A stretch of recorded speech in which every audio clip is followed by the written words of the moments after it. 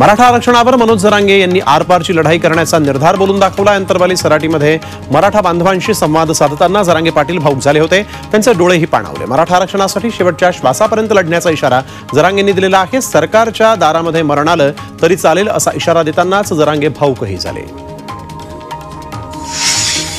मनोज जरांगेंच्या दौऱ्याचा दुसरा मुक्काम अहमदनगरमध्ये बाराबाभळी परिसरात दुसरा मुक्काम असून मराठा बांधवांनी बाराबाभळी परिसरात संपूर्ण तयारी केली आहे। जवळपास 150 एकरचा परिसर मुक्कामासाठी स्वच्छ करण्यात आला असून याच परिसरातील 450 एकरवर पार्किंगची व्यवस्था करण्यात आली आहे। परभणीमधून हजारो मराठा बांधव मुंबईकडे रवाना झाले। मराठा आरक्षणाच्या मागणीसाठी मनोज जरांगेंनी मुंबईतल्या आंदोलनासाठी सहभागी होण्याचं आवाहन केलेलं आहे। त्या पार्श्वभूमीवर आंदोलनात सहभागी होण्यासाठी म्हणून परभणीतून हजारो मराठा बांधव मुंबईकडे रवाना झाले। मराठा आरक्षणाच्या सर्वेसाठी सरकार गंभीर नसल्याचं दिसतंय।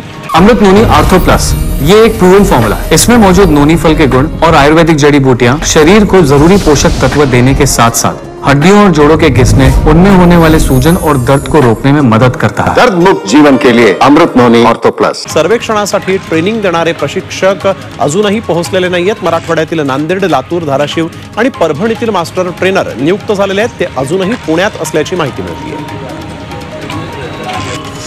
गटबाजी करणाऱ्यांवर थेट कारवाई केली जाईल असा इशारा काँग्रेसचे महाराष्ट्र प्रभारी रमेश चेन्निथला यांनी दिलेली आहे। लोकसभा निवडणुकीच्या तयारीसाठी विदर्भात अमरावती पाठोपाठ गडचिरोलीत आज बैठक होतीये। महाविकास आघाडीमध्ये जागावाटपावरून कोणताही मतभेद नसून 2 आठवड्यामध्ये जागावाटपाबाबतचं चित्र स्पष्ट होईल अशी माहिती चेन्निथला यांनी दिली।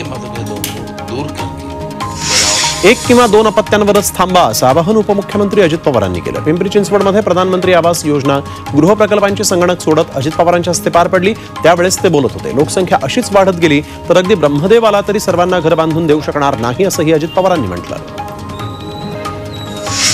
उपमुख्यमंत्री अजित पवारांच्या दिवसाची सुरुवात प्रभू रामचंद्राच्या दर्शनानं झाली।